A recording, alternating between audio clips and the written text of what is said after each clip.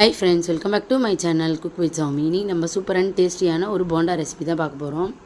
நம்ம பார்த்திங்கன்னா மரவள்ளி கிழங்கு, சக்கரவள்ளி கிழங்குலாம் வச்சு நம்ம வெடித்து சாப்பிட்ருப்போம். ஆனால் அதில் டிஃப்ரெண்ட்டான போண்டா செஞ்சுருக்க மாட்டீங்க. இந்த மாதிரி மசாலா போண்டா சூப்பராக இருக்கும் ஃப்ரெண்ட்ஸ், கண்டிப்பாக ட்ரை பண்ணி பாருங்கள். இன்றைக்கி நான் சக்கரவள்ளி கிழங்கு தான் எடுத்திருக்கேன். சக்கரவள்ளி கிழங்குல எப்படி இந்த போண்டா செய்கிறதுன்னு பார்க்கலாம். ஃபஸ்ட்டு இந்த மாதிரி நல்லா வேக வச்சு எடுத்துக்கோங்க. நைஸாக நல்லா வெந்து வரணும். சக்கரவள்ளி கிழங்கு வேக வச்சு எடுத்துட்டேன். கருவேப்பிலை, பச்சை மிளகா, வெங்காயம், தனி மிளகாய் தூள், அதுக்கப்புறம் பார்த்திங்கன்னா தனியாத்தூள், அதுக்கப்புறம் கரம் மசாலா, கடலை மாவு, அதுக்கப்புறம் பச்சரிசி மாவு. இதான் நமக்கு முக்கியமான இன்க்ரீடியன்ட். இப்போ வாங்க எப்படி பண்ணுறதுன்னு பார்க்கலாம். இப்போ சக்கரவள்ளி கிழங்கோட தோல் எல்லாத்தையுமே எடுத்து ரெடியாக வச்சுட்டேன் நான். பாருங்கள், இந்த மாதிரி தோல் எல்லாமே நல்லா சுத்தமாக எடுத்து வச்சிடணும். அப்போ தான் நமக்கு சூப்பராக இருக்கும் ரெசிபி. இப்போ வாங்க எப்படி பண்ணுறதுன்னு பார்க்கலாம். ஃபஸ்ட்டு நம்ம இதுக்கு ஒரு தாளிப்பு கொடுக்க போகிறோம். அது கொஞ்சமாக நான் எண்ணெய் ஊற்றிக்கிறேன். நம்ம வதக்கி பண்ணுறோம், அதனால் போண்டா சீக்கிரமே நமக்கு ரெடி ஆகிடும். உள்ளே நம்ம வைக்கிற ஸ்டஃபிங் பார்த்திங்கன்னா நல்லா குக் ஆனதுக்கப்புறம் தான் நம்ம போண்டா போட போகிறோம். அதனால் சட்டுன்னு செஞ்சு முடிச்சிடலாம். கண்டிப்பாக ட்ரை பண்ணி பாருங்கள். இப்போ வெங்காயத்தை நான் நல்லா பொடியாக கட் பண்ணி வச்சுருக்கேன். சின்ன வெங்காயம், பெரிய வெங்காயம் ரெண்டுமே பாதி அளவுக்கு சேர்த்துருக்கேன், சம அளவில். இப்போ வெங்காயம் நல்லா வதங்கி வரட்டும். வெங்காயத்தை நல்லா வதக்கி எடுத்துக்கலாம். அடுத்தடுத்து இப்போ பாருங்கள், நல்லா வதங்கிடுச்சு. இஞ்சி பூண்டு பேஸ்ட்டு கொஞ்சமாக சேர்த்துக்கிறேன். இஞ்சி பூண்டு பேஸ்ட்டோட பச்சை வாசனை போகிற அளவுக்கு நல்லா வதக்கி எடுத்துக்கலாம். பார்த்திங்கன்னா நல்லா இஞ்சி பூண்டு பேஸ்ட் நல்லா கலந்து விட்டுட்டேன் எல்லா பக்கமும். நல்லா இஞ்சி பூண்டோட ஃப்ளேவர்லாம் போயிடுச்சு. இப்போ பச்சை மிளகா, கருவேப்பிலையை சேர்த்துக்கிறேன். நல்லா பொடியாக கட் பண்ணி வச்சுருக்கேன். பச்சை மிளகா, கருவேப்பிலை ரெண்டுமே. இப்போ ரெண்டுமே சேர்த்துக்கலாம். நம்ம காரம் கொஞ்சம் அதிகமாக தான் சேர்க்குறோம். ஏன்னா சக்கரவள்ளி கிழங்குல கொஞ்சம் இனிப்பு டேஸ்ட் இருக்கும். அதனால் கொஞ்சம் காரம் அதிகமாக போட்டிங்கன்னா ரொம்ப சூப்பராக இருக்கும். உப்பு சேர்த்துக்கலாம் தேவையான அளவுக்கு. இப்போ உப்பு சேர்த்துட்டு நல்லா வதக்கி விட்டுருங்க. நம்ம உப்பு சேர்த்து வதக்கும் போது சீக்கிரமே நமக்கு வதங்கி கிடச்சிடும். அதுக்காக தான் உப்பு சேர்க்குறோம். இப்போ நல்லா வதங்கட்டும். இப்போ மிளகாய் தூள் எல்லாமே நம்ம மசாலாலாம் சேர்த்துக்கலாம். தனி மிளகாய் தூள் கொஞ்சமாக சேர்க்குறேன். தனியா பவுடர் கொஞ்சம் சேர்த்துக்கலாம். கரம் மசாலா கொஞ்சம் சேர்த்துக்கலாம். இப்போ எல்லாத்தையும் சேர்த்து நல்லா கலந்து விட்டுருங்க. இப்போ எல்லாமே நல்லா மசாலா எல்லாம் கரிஞ்சிடாமல் நல்லா வதங்கி வரணும். பாருங்கள், எல்லாத்தையும் நல்லா கலந்து விட்டேன். கொஞ்சம் நல்லா வதங்கினதுக்கப்புறம் காட்டுறேன் பாருங்கள். பாருங்கள், ஒரு 2 நிமிஷமாக நல்லா வதங்கிடுச்சு. சிம்லேயே வச்சு தான் குக் பண்ணணும். இப்போ சக்கரவள்ளி கிழங்கு இந்த மாதிரி நான் உதுத்து வச்சுருக்கேன். பாருங்கள், இந்த மாதிரி உடச்சி விட்டுடணும். இப்போ நம்ம சக்கரவள்ளி கிழங்கு சேர்த்துக்கலாம். சேர்த்துட்டு மசாலாவில் உப்பு, காரம் எல்லாம் செட் ஆகி வரணும். அதனால் எல்லாத்தையும் நல்லா கலந்து விட்டுருங்க. பாருங்கள், இப்போ எல்லாத்தையும் நல்லா கலந்து விட்டாச்சு. ஒரு 2-3 நிமிஷத்துக்கு அப்புறம் காட்டுறேன். பாருங்கள், ஒரு 2-3 நிமிஷமாக நல்லா மசாலா இறங்கிடுச்சு. உப்பு, காரம் எல்லாமே எல்லா பக்கமும் சம அளவில் இறங்கிடுச்சு. இப்போ பைண்டிங்காக கொஞ்சமாக அரிசி மாவு சேர்த்துக்கிறேன். அரிசி மாவு சேர்த்து பண்ணும்போது நல்லா ஒரு சூப்பராக கிடைக்கும் நமக்கு. மசாலா நல்லா உருட்டுறதுக்கு நல்லா வரும் உள்ளே. அதுக்காக தான் நம்ம கொஞ்சமாக பச்சரிசி மாவு சேர்க்குறோம். பச்சரி மாவு சேர்த்துட்டு நம்ம நல்லா இதை ஒரு தட்டில் கொட்டி ஆற வச்சிடலாம். ஆறினதுக்கப்புறம் நம்ம நல்லா பிசைஞ்சு விட்டுட்டு நம்ம உருட்ட ஆரம்பிச்சோன்னா சூப்பராக வரும்.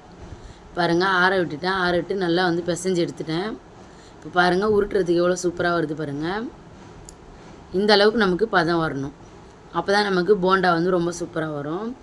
இப்போ எல்லாத்துலேயுமே இந்த மாதிரி உருண்டை மாதிரி உருட்டி வச்சுக்கலாம்.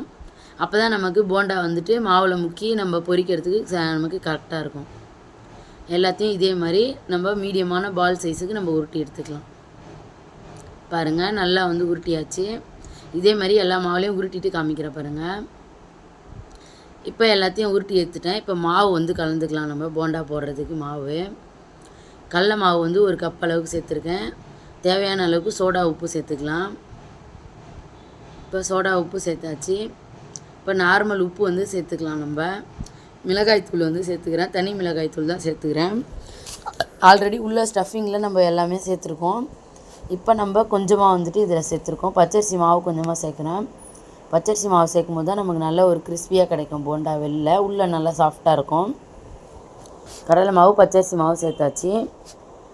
இப்போ எல்லாத்தையும் நல்லா கலந்து விட்டுட்டு நல்லா கெட்டியான பதத்துக்கு நம்ம கலந்து எடுத்துக்கலாம். மாவு நம்ம போண்டா முக்கி எடுக்கிற அளவுக்கு நல்லா தண்ணி கொஞ்சம் கொஞ்சமாக ஊற்றி பிசைஞ்சு எடுத்துக்கலாம். ரொம்ப ஒரேடியாக தண்ணி ஊற்றிடக்கூடாது ஃப்ரெண்ட்ஸ். தண்ணி பார்த்துட்டு தான் சேர்க்கணும். கொஞ்சம் கொஞ்சமாக தண்ணி சேர்த்து நல்லா மிக்ஸ் பண்ணி விடுங்க. நான் போண்டா மாவு பதத்துக்கு வந்ததுக்கப்புறம் காட்டுறேன் பாருங்கள். இப்போ பாருங்கள் நல்லா கெட்டியான மாவாக ரெடி ஆகிடுச்சு நமக்கு. நம்ம பஜ்ஜி போண்டாக்கெலாம் போடுவோம்ல அந்த பதத்துக்கு நம்ம ரெடி பண்ணி எடுத்துக்கிட்டோம். இப்போ பார்த்திங்கன்னா நம்ம ரெடி பண்ணி வச்சுருக்க ஒரு போண்டா மசாலாவும் உள்ளே சேர்த்துக்கலாம். சேர்த்துட்டு இந்த மாதிரி வந்துட்டு நல்லா முக்கி எடுத்துகிட்டு நம்ம எண்ணெயில் பொரித்து எடுத்துக்கலாம் ஃப்ரெண்ட்ஸ். பாருங்கள் ரொம்ப சூப்பராக டேஸ்டியாக இருக்கும் நமக்கு இந்த மசாலா போண்டா.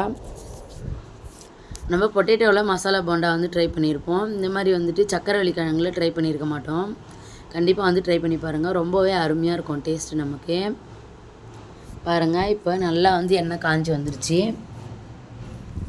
இப்போ நம்ம வந்துட்டு பொரித்து எடுத்துக்கலாம் ஃப்ரெண்ட்ஸ். பாருங்கள் எண்ணெய் நம்ம விட்டதும் மேலே எழும்பி வந்துருச்சு. இப்போ ஒரு போண்டாவாக நம்ம வந்து பொரிச்சிக்கலாம். இப்போ பார்த்திங்கன்னா எல்லாத்தையும் நான் சேர்த்துட்டு காமிக்கிறேன் பாருங்கள். இப்போ பாருங்கள் ஒரு போண்டாவாக நான் வந்து சேர்த்துட்டேன். ஒரு 7-8 போண்டா வந்து சேர்த்துட்டேன். உங்கள் கடாய் சைஸ் எந்த அளவுக்கு இருக்கோ அதுக்கேற்ற மாதிரி சேர்த்துக்கோங்க ஃப்ரெண்ட்ஸ். பாருங்கள் இந்த போண்டா ரொம்ப நேரம் குக் ஆகணும்னு அவசியம் இல்லை. ஒரு 2 நிமிஷம் வந்து வெந்து வந்தால் போதும். நம்ம வெளியில் சேர்த்துருக்க கடலை மாவு வெந்து வந்தால் போதும் நமக்கு. ஏன்னா உள்ள ஸ்டஃபிங் நம்ம வேக வச்சு மசாலா எல்லாமே நம்ம ஆல்ரெடி ரெடி பண்ணி தான் சேர்த்துருக்கோம். அதனால் நமக்கு சட்டுன்னு வந்து செஞ்சு முடிச்சிடலாம் இந்த ரெசிப்பியை. குக் ஆகிறதுக்கு டைம்லாம் எடுக்காது. ஏன்னா வெங்காயம் எல்லாமே நம்ம ஆல்ரெடி வந்து குக் பண்ணிவிட்டு தான் நம்ம வந்து மசாலா போட்டிருக்கோம். அதனால் சீக்கிரமே நமக்கு ரெடி ஆகிடும். குழந்தைங்களுக்கும் ரொம்ப வந்து சூப்பராக இருக்கும், டேஸ்ட்டாக இருக்கும். பாருங்கள் நல்லா வந்து கலந்து விட்டுட்டு ஒரு 2 நிமிஷத்தில் நம்ம எடுத்துக்கலாம் எண்ணெய் இல்லாமல். ரொம்ப சூப்பராக டிஃப்ரெண்ட்டாக ஹெல்த்தியான ஒரு போண்டா ரெசிபி. ஈவினிங்கில் ஸ்கூல் விட்டு வர குழந்தைங்களுக்கு இந்த மாதிரி செஞ்சு கொடுங்க. இப்போ லீவில் இருக்காங்க, ஈவினிங்கில் ஏதாவது ஸ்நாக்ஸ் சொல்லி ரொம்ப வந்து தொல்லை பண்ணுவாங்க பசங்க. இந்த மாதிரி வந்து போண்டா ரெசிபி ட்ரை பண்ணி பாருங்கள். ரொம்ப சூப்பராக இருக்கும். இதெல்லாம் வந்துட்டு சக்கரவள்ளி கிழங்குலாம் அந்தந்த சீசனில் மட்டும்தான் நம்ம வந்து பண்ண முடியும். எல்லா டைம்லேயும் பண்ண முடியாது. அதனால் இப்போ வந்துட்டு மிஸ் பண்ணாமல் வந்து ட்ரை பண்ணி பாருங்கள். ரொம்ப சூப்பராகவும் இருக்கும், டிஃப்ரெண்ட்டான ஒரு ரெசிபியாகவும் இருக்கும். இந்த மாதிரி சக்கரவள்ளி கிழங்குல தோசை, அடை தோசை இந்த மாதிரி நிறைய ரெசிபிஸ்லாம் வந்து பண்ணலாம்.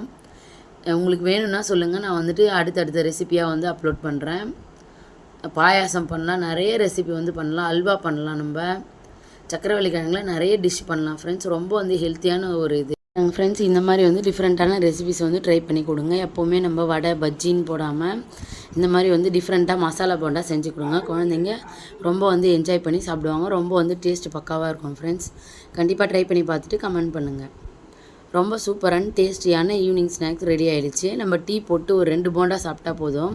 நல்ல ஒரு ஃபில்லிங்காகவும் இருக்கும் நமக்கு. ரொம்ப வந்து டேஸ்ட்டாகவும் இருக்கும்.